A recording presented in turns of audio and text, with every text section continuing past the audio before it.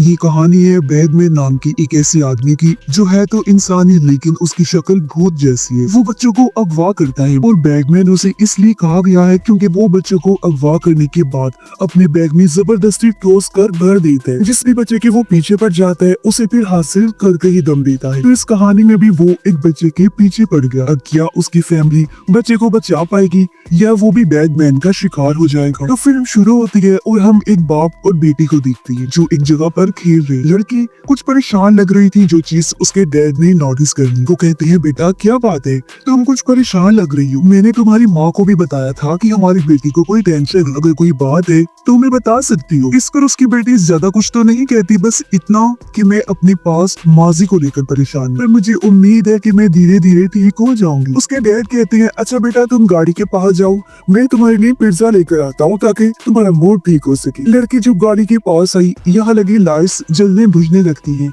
जिसके बाद एकदम से सारी लाइट्स बंद हो जाती हैं। लड़की काफी डर गई और क्योंकि काफी देर हो गई थी उसके डैड वापस नहीं आए थे, इसीलिए वो खुद ही उनके पास जाने का फैसला करती है। वो उसी होटल पहुंच जाती है जहाँ से उसके डैड पिज्जा लेने आई थी। होटल पूरी तरह खाली था और जब वो आगे जाती है डैड को देखने तो वो जमीन पर पड़े हुए थी। उनकी हालत काफी खराब थी, जख्मी थी और उठ भी नहीं पा रही थी। ऐसा लग रहा था जैसे वो पैरालाइज हो गई है, यानी उनकी हाथ पांव काम नहीं कर रही थी। वो अपने डैड की ऐसी हालत देखकर काफी घबरा जाती है, पर इससे पहले कुछ समझ पाती यहाँ बैगमैन आ जाता है जो लड़की को पकड़कर जबरदस्ती उसी बैग में ठोस कर भरने लगता है। फिर उसने जैसे जिप बंद की लड़की की वही मौत हो जाती है। अब इस हादसे को 4 साल बीतती। इसके बाद हम एक फैमिली को देखते हैं जिनमें हस्बैंड का नाम पैट्रिक था, जिसके साथ उसकी वाइफ और उनका छोटा सा बेटा रहता था। ये फैमिली काफी खुशी से अपनी जिंदगी गुजार रही थी। अब आज इनके घर पैट्रिक का भाई और उसकी वाइफ की बहन इनसे मिलने आते हैं, जो पहले भी आते रहते हैं। अब पैट्रिक और उसका भाई लकड़ी का बिजनेस किया करते हैं। पैट्रिक अपने भाई को बताता है कि मैंने एक मशीन बनाई है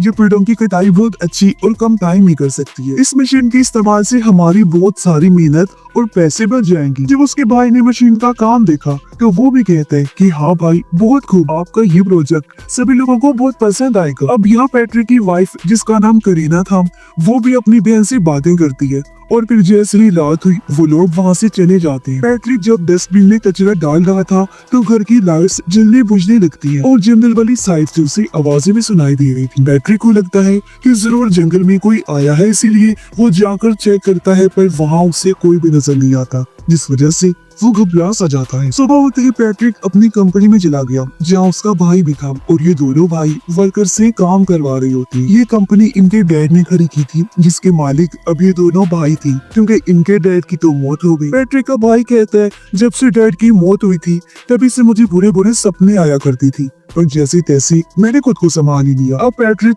चाकू से तराश कर लकड़ी का उल्लू बना रहा था। उसने और भी कई सारे लकड़ी के जानवर बनाए थे जो उसे उसके डैड ने सिखाई थी। अब पैट्रिक का भाई तो वहाँ से चला गया, लेकिन पैट्रिक अपने बचपन के बारे में सोचने लगता है कि एक दिन बचपन में वो अपने भाई के साथ एक केव इरेगार के पास गया था। एक टाइम था जब इस केव के अंदर खुदाई का काम हुआ करता था, पर कुछ टाइम से केव के अंदर काम रुक गया और तब से यहाँ कोई आता जाता नहीं था। अब छोटा पैट्रिक जब उस केव के पास खड़ा था तो केव से एक आदमी बाहर आने लगा जिसके हाथ में कैंची थी और वो चुपके से उसके बाल काट लेता है। ये देखकर पैट्रिक काफी डर गया और नीचे गिर जाता है, पर तब तक आदमी दोबारा से केव के अंदर चला गया, जबकि पैट्रिक भी फिर वहाँ से भाग जाता है। अब प्रेजेंट टाइम यानी मौजूदा वक्त में हम करीना को देखते हैं जो घर में अपने बच्चे के साथ खेल रही। और जब करीना अपने लैपटॉप पर काम करने लग गई तो उसका अपने बच्चे पर से ध्यान हट गया और उसका बच्चा खेलता हुआ जंगल में चला जाता है। वो असल में एक डॉल का पीछा करते हुए आगे बढ़ता जा रहा था। कुछ टाइम बाद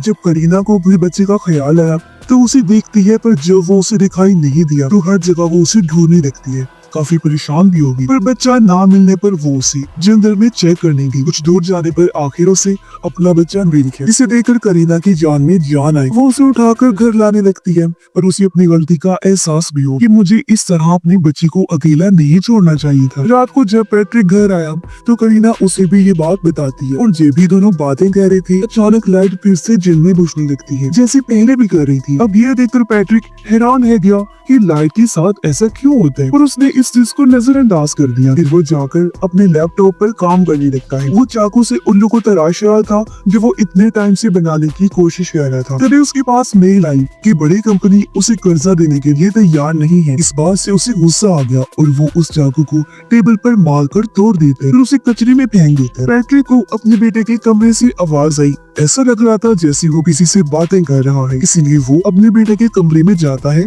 और उसे पूछता है कि तुम किससे बातें कर रहे थे। बच्चा बताता है कि यहाँ पर एक डॉल थी, उस गुड़िया से ही मैं बातें कर रहा था। पर पैट्रिक को तो यहाँ कोई डॉल दिखाई नहीं देती, मगर इस बात को नजरअंदाज करके वो अपने बच्चे को सुला देते। और जब वो वापस आ रहा था तो लाइट्स एक बार फिर जलने बुझने लगती है। इस चीज से पैट्रिक परेशान हो गया था। वो अपने कमरे में आकर खिड़की से जंगल की तरफ देखने लगता है। उसे महसूस होता है कि जंगल में कोई इंसान है, इसलिए वो अपना बेसबॉल बैट लेकर घर के बाहर आया और जंगल की तरफ देखकर कहता है कि तुम जो कोई भी हो, मजाक करना बंद करो, समझ आई, और सीधी तरह सामने आओ, फिर तो मैं तुम्हें देख ही लूंगा। इतना बोलकर वो इंतजार करने लगा, तो जंगल में से कोई भी नहीं आता। तभी करीना भी अपने बच्चे को लेकर बाहर आ गई। पैट्रिक उसे कहता है कि तुम घर के अंदर जाओ जल्दी से, क्योंकि हमारी कोई जासूसी कर रहा है। अब रात तो जैसे तैसे ये गुजार लेते हैं, पर अगली सुबह इन्होंने पुलिस को बुला लिया। ये सारी बात बताती है और पुलिस इनके घर, जंगल, हर जगह की छानबीन करती है, पर उन्हें कुछ भी अजीब नहीं मिलता। जब पुलिस छत पर चेक करने गई तो वहाँ लकड़ी के टुकड़े पड़े हुए थे। वो देखकर पैट्रिक कहता है ये लकड़ी के टुकड़े यहाँ कैसे आए, जबकि इन्हें तो मैंने कचरे में फेंक दिया था। तो पुलिस ऑफिसर सबूत के तौर पर लकड़ी के टुकड़े अपने पास रख ली थी और पैट्रिक को अपना नंबर देते हुए कहते हैं कि तुम बस होशियार रहना और अगर कोई भी मसला बने तो हमें कॉल करके बुला लेना। फिर पैट्रिक एक बार फिर अपने काम पर लग जाता है। उसने जब कचरा चेक किया तो वहाँ उसे वही उल्लू मिलता है जो कि उसने बचपन में बनाया था, और उसे ये पता नहीं था कि बचपन वाला ये उल्लू मेरे पास में कैसे आया। इसीलिए वो इस बारे में अपनी वाइफ से पूछते है कि क्या ये उल्लू तुमने बनाई हो। गरीना कहती है नहीं तो मैंने तो खुद पहली बार देखा है ये उल्लू। पैट्रिक को कुछ समझ नहीं आती। वो सोच में पड़ा होता है कि आखिर मेरे बचपन का खिलौना आज मेरे पास कैसे आ गया। साथ ही ये भी पता चलता है कि पैट्रिक ने जो चाकू तोड़कर कचरे में फेंक दिया था वो भी वहाँ से गायब था। अब करीना उसे कहती है कि हमारा बच्चा हर टाइम फ्लूट यानी बांसुरी बजाता रहता है, इस वजह से काम करने में मुझे मसला होता है। तो पैट्रिक को फ्लूट देते हुए कहती है कि तुम इसे छुपा कर रखो। तो वो फ्लूट को एक डब्बे पर रख देते हैं और खुद पैट्रिक अपने बच्चे के साथ खेलने लगा और उसका बेटा नहाते हुए जिद करने लगा कि मुझे तो वही फ्लूट चाहिए। इसलिए पैट्रिक गोदाम में जाता है क्योंकि फ्लूट उसने जिस डब्बे पर रखा था वो डब्बा अब गोदाम में रख दिया गया था। अब उसके जाने के बाद बच्चा अकेला था तो बैगमैन खिड़की खोलकर बाथरूम में आने लगा, पर पैट्रिक को भनक हो गई थी कि कोई गड़बड़ है, इसीलिए वो वापस अपने बच्चे के पास आ गया और उसे संभालता है। जहाँ करीना भी आ चुकी थी क्योंकि उसने भी अपने बच्चे की आवाज सुनी। उनका बेटा ठीक था, बस वो ये कहता है कि मैंने यहाँ इमरान को देखा। अब पैट्रिक परेशान था क्योंकि उसे फ्लूट नहीं मिली थी, हालांकि वो उसने डब्बे पर रखी थी। यहाँ तक कि पैट्रिक कचरे को भी चेक करता है कि शायद किसी ने उसे गलती से फेंक दिया होगा, पर फ्लूट तो कचरे से भी नहीं मिलती। जिसके बाद वो सोने अपने कमरे में चला गया और तभी उसके फोन में घर के अलार्म का मैसेज आया कि उसमें कोई गड़बड़ है। इसलिए पैट्रिक अलार्म चेक करने गया, पर वो तो बिल्कुल ठीक था, बस किसी ने उनके शेड का दरवाजा खोल दिया था। जब पैट्रिक शेड का दरवाजा बंद करने जाता है तो वो वहाँ एक डॉल को देखता है जिसने एक कैप भी पहनी हुई थी, और ये कैप बचपन में पैट्रिक भी पहना करता था, यानी कि ये उसकी बचपन की थी। अब ये देखकर तो पैट्रिक और घबरा गया क्योंकि अब तो उसकी बचपन की कैप भी यहाँ आ गई थी। वो जब घर के अंदर वापस आने लगा तो ये देखकर तो वो चौंक जाता है कि घर की सभी खिड़की और दरवाजे बंद है। वो बाहर ही रह गया, अपने घर के अंदर नहीं जा पाता। लेकिन जब उसने दरवाजे की खिड़की से झांक कर देखा तो अंदर बैगमैन आ गया था। पैट्रिक काफी घबरा जाते, वो जल्दी से दरवाजे की खिड़की तोड़कर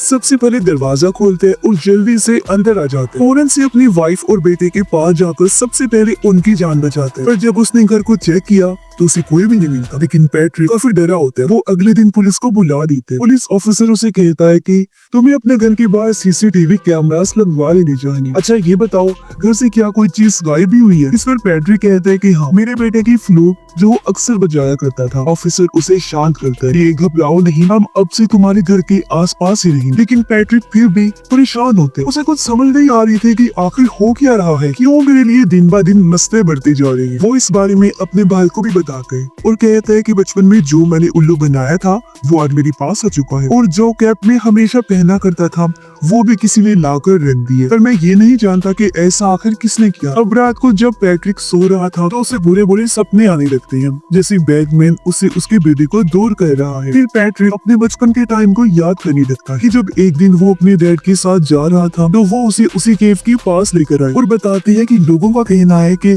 इस केव के अंदर एक बैगमैन रहता है, लेकिन आज तक किसी ने उस बैगमैन को देखा नहीं है और वो बच्चों को अगवा करके ले जाता है। अब पैट्रिक उस टाइम क्योंकि छोटा था इसलिए अपने डैड को कहते हैं कि मैं जानता हूँ आप मुझे डरा रहे हैं ना, ताकि मैं अच्छी सी पढ़ाई कर सकूं, अपने सारे काम कर सकूं। इस पर उसके डैड कहते हैं नहीं बेटा, मैं डरा नहीं रहा, सच बता रहा हूँ। और बैगमैन उन्हीं बच्चों को पकड़कर अपने साथ लेकर जाते हैं जो अच्छे हों, सारा कहना मानते हो और अपने काम अच्छे से करते हो। तो मैं सच जानते हुए भी ऐसा क्यों चाहूंगा मेरी जान? बस मैं तो ये कहना चाह रहा था कि तुम भी एक अच्छे बच्चे हो, तो बस संभल की रहना। अब पैट्रिक का ये ख्याल पूरा होते ही वो अपने घर में एक दिमागी डॉक्टर को बुलाते हैं, जो पैट्रिक को चेक करके उन्हें बताती है कि पैट्रिक को बस नींद की कमी है, इसकी नींद पूरी नहीं होती, इस वजह से इसे अजीबोगरीब चीजें नजर आती है और कुछ ऐसी चीजें जो हकीकत में होती भी नहीं है। जैसे कि मुझे अपनी रिसर्च से पता चला है कि पैट्रिक को बचपन में भी अजीब सा आदमी दिखाई दिया करता था, जिसे पैट्रिक ने अपने ड्राइंग्स में बनाया था, पर हकीकत में वो आदमी नहीं था क्योंकि उसे किसी ने भी नहीं देखा था। तो ये बस पैट्रिक की ख्याल है, इतना परेशान मत हो। फिर वो पैट्रिक को सलाह देती है कि अच्छी नींद लिया करो, लेकिन फिर भी अगर तुम्हें डर लगे तो एक बार अपना घर बदल कर देख लो। उसका ये आइडिया पैट्रिक और करीना को पसंद आया, इसलिए वो एक होटल में कुछ दिन रहने का फैसला करते हैं और अपने बेटे को वो करीना की बहन के घर छोड़ देता है ताकि वो अपनी आंट के साथ कुछ दिन रहेगा तो उसका मूड अच्छा हो जाएगा। फिर पैट्रिक और करीना होटल में आ जाती है, दोनों बातें करने लगी। करीना उससे पूछती है कि तुम्हारे साथ बचपन में क्या हुआ था। तब पैट्रिक बताता है कि अपने डैड की बैगमैन वाली बात से मैं काफी डर गया था, इसलिए मेरे डैड फिर मेरे पास आए। उन्होंने मुझे एक चाकू देकर कहा कि बैगमैन तुम्हारे आस पास भी रह सकते हैं, तो अपनी हिफाजत के लिए इसे हमेशा अपने पास रखो और अगर तुमने ये चाकू खो दिया तो बैगमैन फिर तुम्हें नहीं छोड़ेगा। और देखो आज वो चाकू उनसे खो गया है। उधर हम करीना की बहन को देखते हैं, वो फोन पर किसी से बात कर रही थी और करीना का बेटा आराम से सो रहा होता है, पर अचानक लाइट जलने बुझने लगी, इससे वो थोड़ा घबरा गई और जाकर बच्चे को चेक करती है जो बिल्कुल ठीक था। पर तभी दरवाजे की बेल बजी और जब उसने जाकर चेक किया तो वो बैगमैन था जो यहाँ भी आ गया था। उसे देखकर करीना की बहन काफी डरती और जल्दी से जाकर बच्चे को संभालती है। वो मदद बुलाने के लिए किसी को कॉल करने की कोशिश करती है, पर अब तक सारी चीजों ने काम करना बंद कर दिया था, इसीलिए वो हाथ में चाकू लिए करीना के बेटे को लेकर अलमारी में छुप जाती है। पर बैगमैन जो उन्हें देख चुका था यहाँ भी आ जाता है उन्हें पकड़ने के लिए। बैगमैन करीना की बहन को पकड़ लेते हैं, अपने बचाव में वो भी उस पर हमला करती है और खुशकिस्मती से अपनी और बच्चे की जान बचा लेती है। कुछ देर बाद यहाँ पैट्रिक, करीना और रेस्क्यू टीम भी आ जाती है। करीना की बहन को थोड़ी सी चोट आ गई थी, इसलिए उसकी पट्टी कर दी जाती है। फिर पैट्रिक फैसला करता है कि मैं अपनी फैमिली को लेकर अपने भाई के घर रहूंगा, इसलिए वो उन लोगों को लेकर अपने भाई के घर आ जाता है। अब करीना की बहन काफी डरी सहमी थी। करीना उसे संभालती है कि तुम्हें डरने की जरूरत नहीं है क्योंकि मैं तुम्हारे पास में हूँ। करीना की बहन बताती है कि वो आदमी बहुत अजीब और खतरनाक, और जब उसने मेरी फेस को पकड़ा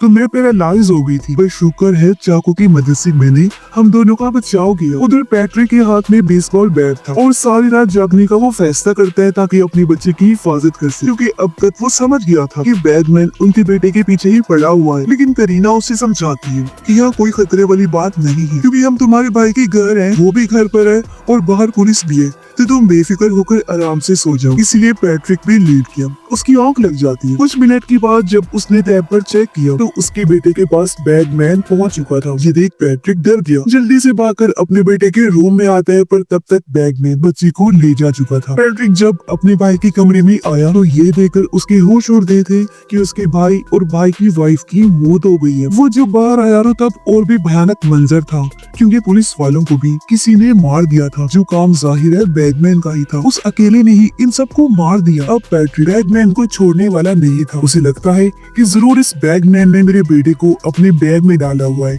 इसलिए पैट्रिक उसका पीछा करने लगता है। पीछा करते करते वो उसी केव के पास आ गया, लेकिन यहाँ पर काफी अंधेरा था और पैट्रिक के पास कोई हथियार भी नहीं था। तभी उसे केव के अंदर से अपने बेटे की आवाज आई, जो कह रहा था डैड प्लीज मुझे बचा लीजिए। इसलिए पैट्रिक इस केव में आकर अपने बेटे को ढूंढता हुआ काफी आगे चला जाता है। उसने देखा कि यहाँ तो बहुत सारी मोमबत्तियां जली हुई हैं। जगह जगह घोंसले भी बने हुए हैं जिनमें उन सभी बच्चों का पसंदीदा सामान पड़ा हुआ था जिन बच्चों को बैगमैन उठाकर ले जाता था अपने बैग में डालकर। तभी पैट्रिक एक बैग को खोल देता है जिसके अंदर वही डॉल थी जो उसके बेटे को नजर आया करती। पैट्रिक देखता है कि इसके अंदर से मेरे बेटे की आवाज आ रही है, यानी कि यहाँ उसका बेटा नहीं था बल्कि इस डॉल के जरिए पैट्रिक को बेवकूफ बनाया गया था। जो देखकर तो उसे और भी गुस्सा आने लगा और वो डॉल को तोड़ देते हैं। उधर करीना और उसकी बहन को उनका बच्चा मिल गया था जिसे वो लोग संभालते हैं और पुलिस को कॉल करके बुला देते। पैट्रिक जो अभी भी केव के अंदर था वो कहता है कि तुम जो कोई भी हो सामने क्यों नहीं आते। उसका ये कहना ही था कि तभी बैगमैन आ जाता है। वो पीछे से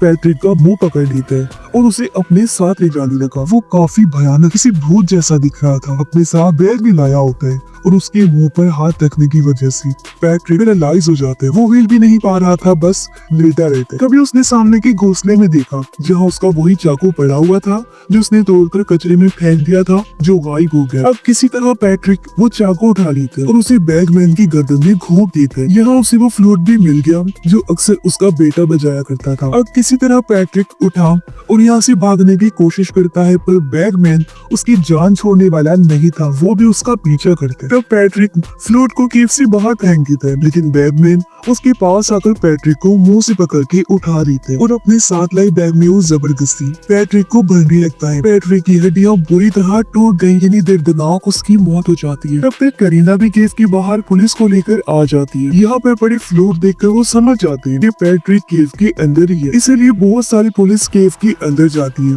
पर अफसोस उन्हें वो नहीं मिलता। तभी हमें पता चलता है कि पैट्रिक को बचपन में उसके डैड ने ये भी कहा था कि बैगमैन सिर्फ खूबसूरत और छोटे बच्चों को ही पसंद करता है अपने साथ ले जाने के लिए। जो बच्चा उसकी नजर में आता है बैगमैन उसके बाल काट लेता है और फिर उस पर नजर बनाए रखता है। अब भले ही वो बच्चे जितने मर्जी बड़े क्यों ना हो जाए, बैगमैन उनका पीछा करना नहीं छोड़ता। फिर जब उसे मौका मिलता है तो वो बच्चे को अपने बैग में डालकर ले जाता है। इसीलिए तो पैट्रिक के बचपन में बैगमैन ने उसे पसंद किया, उसे नजरों में रखना शुरू कर दिया और उसके बाल बेकार दिए। हालांकि पैट्रिक बड़ा भी हो गया, लेकिन उसने पीछा नहीं छोड़ा और आखिरकार वो उसे ले ही गया। इससे हमें पता चलता है कि इनके घर में बैगमैन पैट्रिक के लिए आया करता था, ना कि उसके बेटे के लिए, और आखिर उसे हमेशा के लिए अपने साथ लिए। और इसे दुख भरी एंडिंग के साथ ही ये फिल्म इधर ही